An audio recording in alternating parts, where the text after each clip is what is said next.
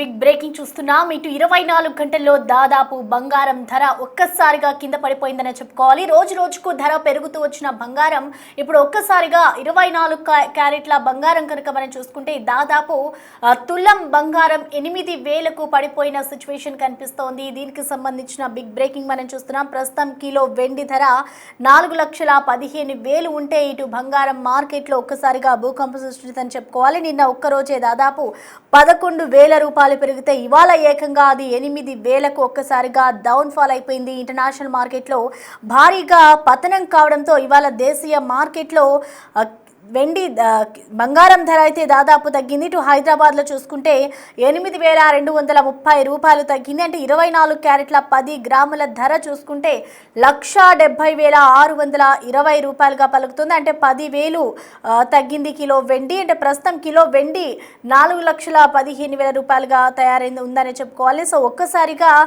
బంగారం మార్కెట్లో అయితే భూకంపం సృష్టించిందని చెప్పుకోవాలి. కొన్ని గంటల్లో సీన్ అంతా మారిపోయింది. నిన్న ఏదైతే బంగారం ధర ఒక్కసారిగా 11,000కు చేరువలో ఉంది, 11,000 దాటిందో ఇవాళ 8,000 ఒక్కసారిగా తగ్గిపోవడంతో అసలు పసిడి ప్రియులంతా కూడా ఒకవైపు ఆనందం వ్యక్తం చేస్తున్నారు. ఇవాళ ఒక్కరోజే ఇంత పెద్ద మొత్తంలో ఎందుకు తగ్గింది అంటూ కూడా చర్చించుకుంటూ ఉన్నారు. ఇక రానున్న రోజుల్లో బంగారం ధరలు విపరీతంగా పెరిగే ఛాన్సెస్ ఉన్నాయంటూ కూడా అధికారులు చెప్తున్న నేపథ్యంలో ఇప్పుడు ఒక్కసారిగా ఈ విధంగా పతనం అవ్వడానికి గల రీజన్స్ ఏంటి అనేది కూడా మాట్లాడుకుంటున్న పరిస్థితి కనిపిస్తోంది. అసలు బంగారానికి సంబంధించి ఇవాళ హైదరాబాద్లో రేట్స్ కనుక మనం చూసుకుంటే 24 క్యారెట్స్ 10 గ్రామ్స్ గోల్డ్ వచ్చేసి 1,70,620 రూపాయలు ఉంది. అండ్ అలాగే కిలో కూడా ఇటు వెండి కూడా అదే స్థాయిలో నమోదవుతుంది. అంటే కిలో వెండి దాదాపు 10,000 రూపాయలు తగ్గింది. ప్రస్తుతం కిలో వెండి ధర 4,15,000 రూపాయలు పలుకుతుంది. ఇటు ఆభరణాల తయారీకి వాడే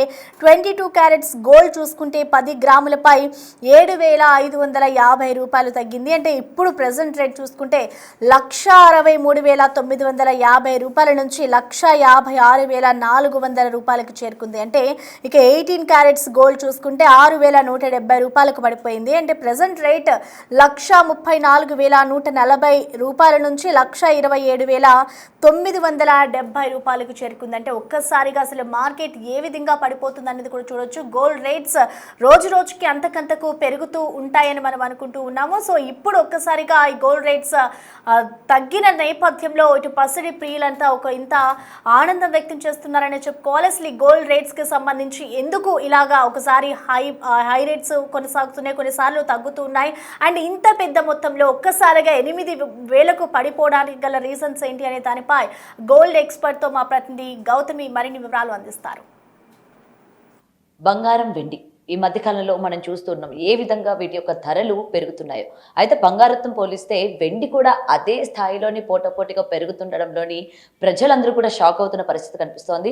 అంటే ఒకవేళ గోల్డ్ రేట్ పెరిగినప్పటికీ సరే సిల్వర్ కొందాంలే అంటే ఆల్టర్నేటివ్ని చూస్ చేసుకునే వాళ్ళకి అది కూడా అదే స్థాయిలో పెరగడం నిజంగా ఆందోళన వ్యక్తం చేస్తున్నారు. ఇటు బంగారు ప్రియులు కావచ్చు, లేకపోతే వెండి ప్రియులు కావచ్చు. మరి ఇది ఇంకా పెరిగే అవకాశం ఉందా? ఒకవేళ పెరిగితే ఈ మధ్య కాలంలోని పెరిగిందనగానే వెంటనే ఆందోళన పడిపోయి ఇంకా మనం అప్పు చేసిన సరే వెళ్ళి కొనేయాలి, మళ్ళీ రేపు పొద్దున్న దీని నుంచి ఇంకా ఎక్కువ శాతం పెరిగిపోయే అవకాశం ఉంది కాబట్టి ఇప్పుడే మనం కొనేయాలి అని చెప్పి చాలా మంది తొందరపడుతూ ఉంటారు.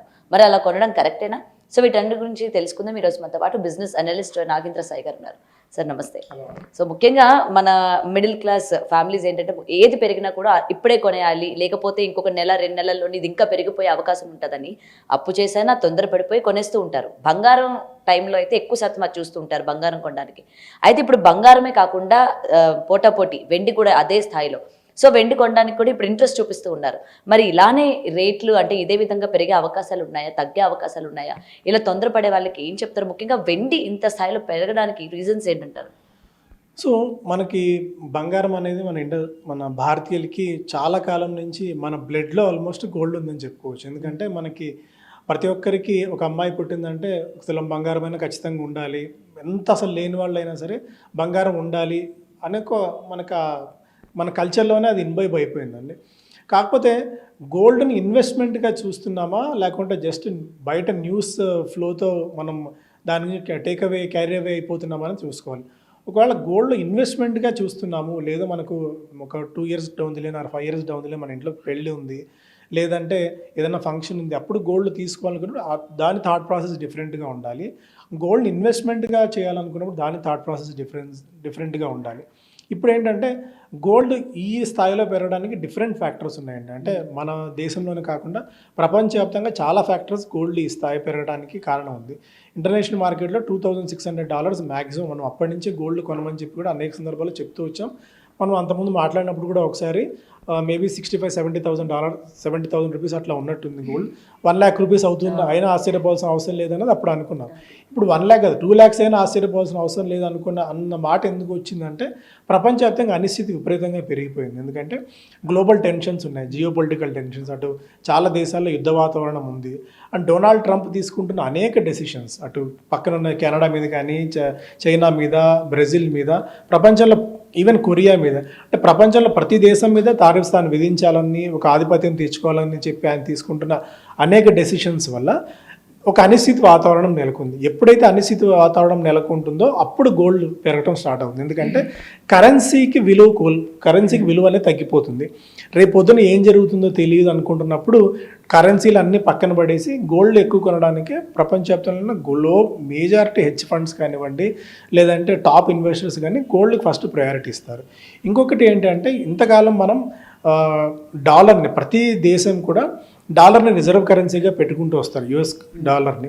వాళ్ళు కూడా అలాంటి వాళ్ళు 2016 వరకు ఉన్న సినారియో 2026 సినారియో చూస్తే లాస్ట్ 10 yearsలో డాలర్కి ఉన్న వెయిటేజ్ బాగా తగ్గిపోతూ వస్తుంది. యుఎస్ డాలర్కి ఒకప్పుడు 60% ఉన్న వెయిటేజ్ కాస్తే ఇప్పుడు 40% వెయిటేజ్ తగ్గిపోయింది. అంటే ఇంకా యుఎస్ డాలర్ని రిజర్వ్ కరెన్సీగా పెట్టుకోవడం మానేసి దాని నుంచి వైదొలికి గోల్డ్ని లోడ్ చేసుకుంటూ వస్తుంది. ఎందుకంటే గోల్డ్ ఒక సేఫ్ హెవెన్ లాగా, ఒక హెడ్జ్ మెకానిజంలో భాగంగా రేపు పొద్దున్న ఏదైనా సరే యుఎస్ డాలర్ వాల్యూ తగ్గిపోతుంది. యుఎస్ డాలర్ ఎందుకంటే యుఎస్ ఎకానమీ వీక్ అవుతుంది. ఎకానమీ వీక్ అవుతున్న టైంలో యుఎస్ డాలర్ని కొనుగోలు చేస్తే రిస్క్ అవుతుంది అనుకుంటడంలో దాన్ని డంప్ చేసి గోల్డ్ని మనం బాగా కొంటున్నాం.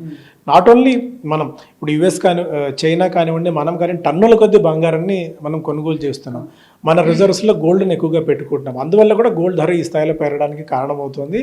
సో గోల్డ్ ఇక్కడి నుంచి ఇంకా ఎంతవరకు పెరగచ్చు అంటే దానికి డొనాల్డ్ ట్రంప్ ఉన్నంత వరకు గోల్డ్ ఎక్కడి దాకా వెళ్తుందని ఎవరు ప్రెడిక్ట్ చేసే పరిస్థితి అయితే లేదు. తగ్గే అవకాశాలు అంటే మేబీ ట్రేడింగ్ చేసే వాళ్ళు కొద్ది గొప్ప తగ్గితే తగ్గచ్చేమో. ఇక్కడి నుంచి అది 10% తగ్గచ్చా, 20% తగ్గచ్చా, ఎంత తగ్గచ్చో తెలియదు కానీ బట్ డొనాల్డ్ ట్రంప్ ఉన్నంత వరకు అనిశ్చితి అనేది ఉంటుంది. అనిశ్చితి ఉన్నంత వరకు, ప్రెడిక్టబిలిటీ మార్కెట్లో లేనంత వరకు గోల్డ్ అయితే పెరుగుతూనే వెళ్తుంది.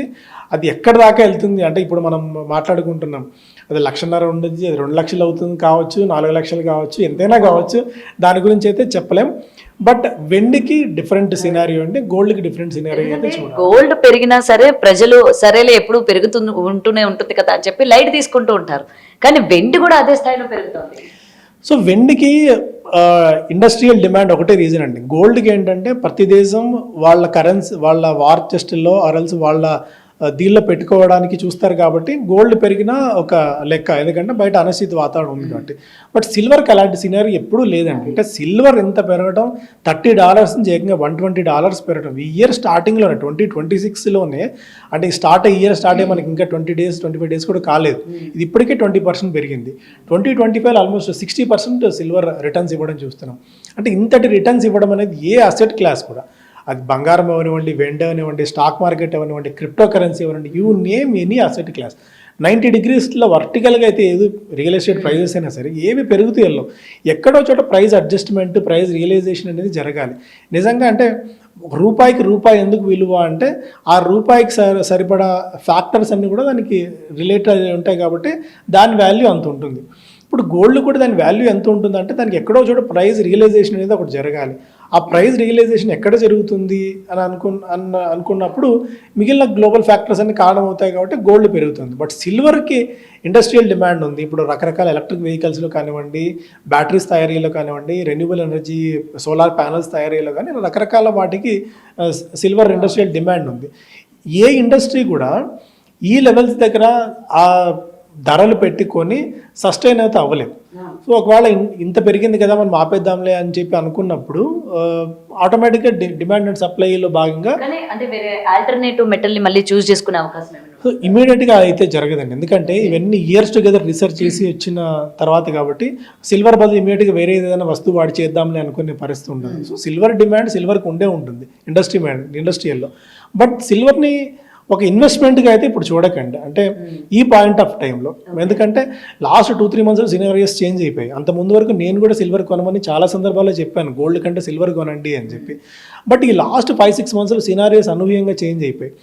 ఇన్వెస్ట్మెంట్ అని ఎప్పుడు అవుతుంది అంటే మనం తీసుకున్న రిస్క్ ఎంత, మనకు వచ్చే రివార్డ్ ఎంత, అది మనం ఇన్వెస్ట్మెంట్ పెట్టే ముందు ఆలోచించాలి.